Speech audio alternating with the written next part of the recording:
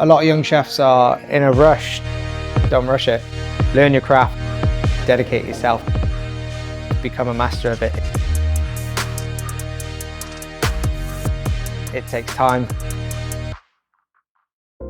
So I'm Tom Phillips, I'm the Executive Chef of Restaurant Story and History Hospitality, and we're here at Restaurant Story.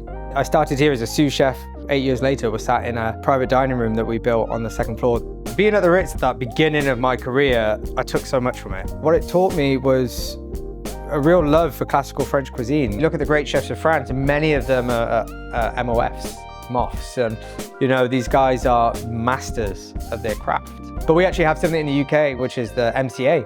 And I think the idea to be a master of your chosen profession, a master of something you've dedicated your career to is a pretty phenomenal thing to do. I'm definitely aiming to go for it and see what we can do.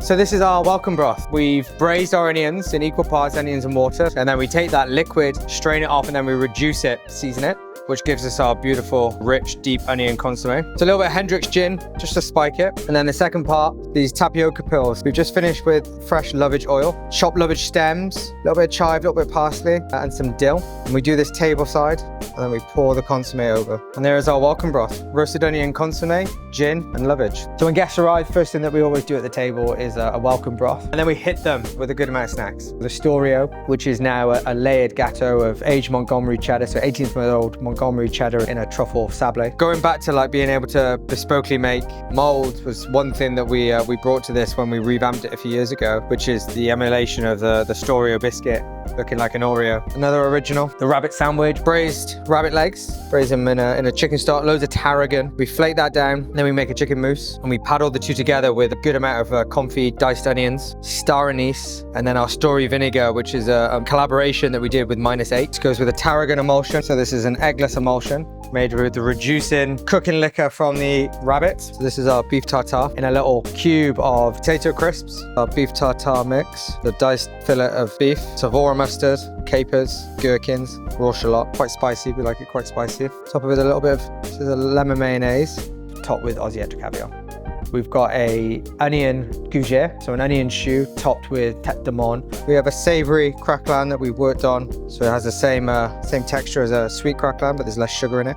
Inside of this goes a caramelized onion cream. And then we have our tête de monde, aged balsamic vinegar gel. Brings some acid to the dish. It's quite sweet with that onion cream. Pop of flavor, lemon thyme leaves. And then our final snack, tuna and chicken. It works, trust me. So we got a roasted chicken skin. This is a red pepper marmalade. So we make a red pepper gel with juice, and after we've juiced it, all the sediment that comes out of the juicer, we take that and we cook it down with some sugar, glucose, lots of vinegar. We make a little marmalade out of it. Tuna tartare.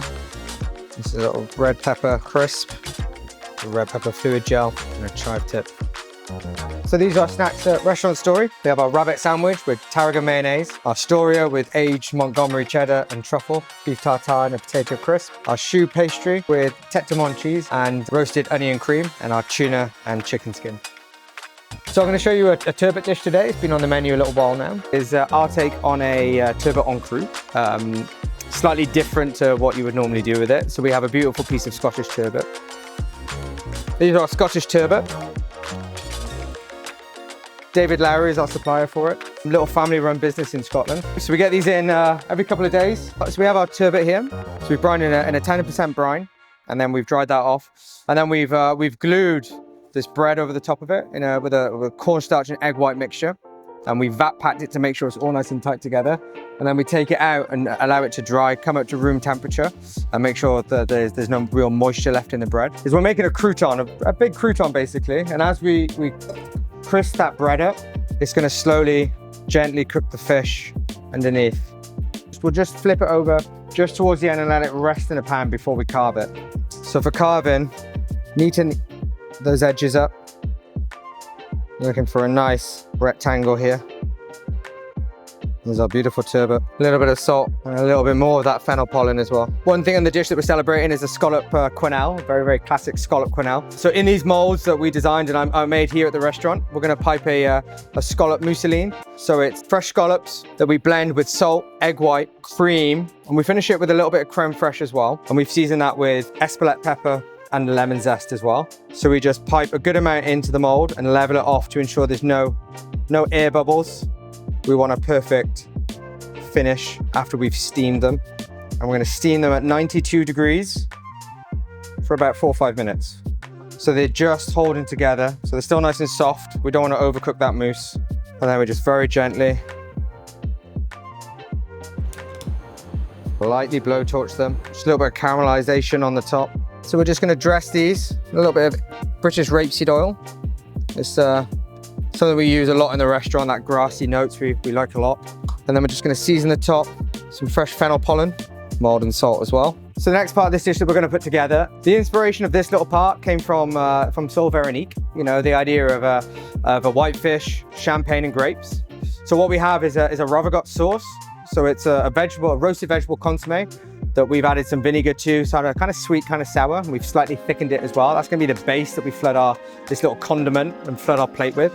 So we have diced grapes, and then we add our ravigotte sauce, some chives, mix of parsley, dill, and lovage stems, lemon segments, and chive as well. So it's this really herbaceous, sweet, sour, grape sort of relish almost. This is a black vinegar, so it's a Japanese product. They actually use it as more of a drink than anything. And then we're just gonna split this with a dill oil. And then these two combined is what we finish the dish with.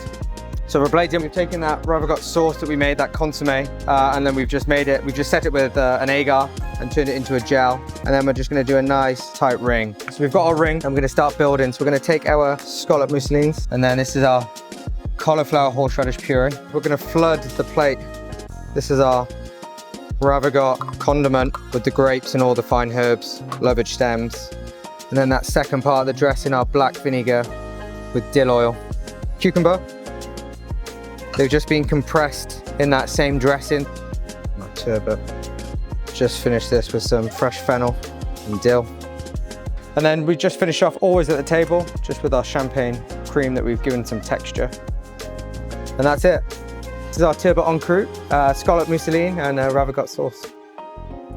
So we serve this halfway through the meal, a little palate cleanser. So this is our confit orange, and then orange and Cointreau jelly, 3D printed molds. And then this is an orange sherbet. Just gonna bring some acidity, sharpness to it.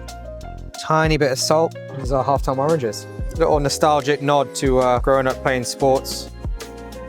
Molds are really prevalent and they're everywhere. Everybody has the same one. Nothing wrong with that, you know, and there's chefs that are doing awesome things, designing them with brands, and that's brilliant, you know, but it kind of dulls down uniqueness as well. So it's something that I picked up doing Bocuse, you know, it's something that was really integral to the competition, and the way the competition's going is to be able to rapid prototype ideas, and that's where it came from. One of the little unique pieces of equipment or tools that we have on there is a little mold that I made ourselves for the restaurant. We've done a few now. It's our now way to stand out, as and where we think it brings a uniqueness or makes our life easier, or something just that can be really special. We like to introduce it. So next we're going to start prepping our roe deer. So this is our whole back. Weighs about 1.2 kilos, so it's quite a small animal, and we're going to be breaking it down to the fourth half and then the saddle. So that's our saddle. And then we'll leave that now to dry for a day and a half. So just coming down the bones, removing that loin, trimming all this up. Then we just barrel it, just so it's an even shape all the way down the loin. Then everything here will be used. We've got our bones for our sauce, our saddle, our loins, which we're going to roast as well, and then finish in a venison spice. All of our trim that we'll roast off for sauce. So now we've prepped the venison, and we've allowed it to dry for 24 hours. So we're going to season it with salt, some pepper as well. And then this is a reduced balsamic vinegar, which we're going to brush on. This is going to help us with our caramelization. Pan roast it very, very quickly to get a really quick sear on it. So this is our Pontac. We're going to put this in the oven now at 140 degrees. Leave it in there for 10 minutes, and then we'll reapply the glaze and back in. We're going to keep doing that process all the way until we get our venison up to 48, 49 degrees, and then we'll let it rest. Okay, so that's our venison cooked. I'm just going to finish the top just before we present. So a little bit of mold and salt, lightly crushed pink peppercorns, some fresh thyme leaves, just being picked down, a fresh orange, and then that's how we present our venison to the table. We've presented to the table, and then we're going to carve it. This is obviously more than 2 portions. We do this for a few covers. And we also have a piece of loin that we roast in the same way. It's just been finished in a a venison spice. So this is a spice mix of yeast, coriander, juniper, black peppercorns, dried ceps as well. Slowly poached baby beetroots. Inside we're gonna piper, this is our cassis gel, and we're gonna create a little beetroot with these charred leaves. This is just a good sherry vinegar, a little drizzle of rapeseed oil. So onto our plate, we're gonna start with our roasted celeriac puree that's flavored with yeast as well. So next we're gonna go on with a smoked beetroot puree as well, then our beetroot. This is just some Castel Franco. Let's just dress a little bit of vinegar and rapeseed oil and salt. Just a tiny little bit of freshness on the dish. And a little bit more of that cassis. And then to finish, just our venison sauce that's been flavored with that Madagascan pepper as well. So our Pontac glazed, slow roasted venison saddle with smoked beetroots. This is our current pre-dessert on the menu. What we're gonna start with, caramelized chestnut chocolate ganache that we're just gonna spiral onto the base of the plate.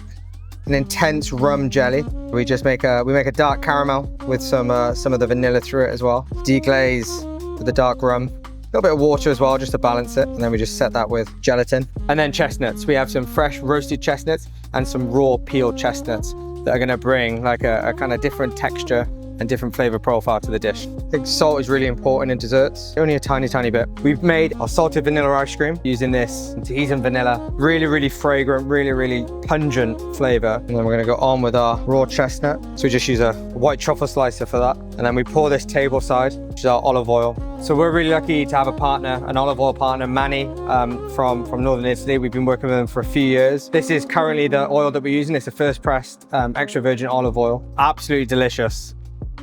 So we're going to look at our treats. So what we serve at the very end of the meal. Again, we have quite a collection. We like to mirror, we do a lot at the beginning with snacks, a lot at the end with treats. Ready to go, we have our honeycomb, a little bit of bee pollen at the end, and then a really well-aerated honeycomb that we do. Sancho pepper fudge. We're going to go with our macaroons, caramelized banana chocolate ganache. On top of that, we have a banana caramel, small little pinch of salt, and then a light dusting of set powder. Next one is a little tartlet. So we have a carrot leather. So just a little bit of carrot cake. Very nice, moist carrot cake. It's a carrot and orange puree with some diced braised poached carrots in. Cream cheese. We're just gonna finish with microplane toasted walnuts. So then lastly, our Paddington Bear. This has been on the menu for about 8 years now. We have a cardamom scented pamperdouce and eggy bread at the bottom. This is then a set orange marmalade. So it's an orange jelly. We make a really dark caramel with it to bring that bitter flavor through. On top of that, we have a cardamom parfait, whipped vanilla mascarpone, cardamom salt, and then this is a rye bread and speculoos crumble, just bring some texture. And then we finish this whole thing with frozen foie gras. So this is a foie gras torchon. It's been lightly poached in Sauternes wine. And so these are our treats at Restaurant Story.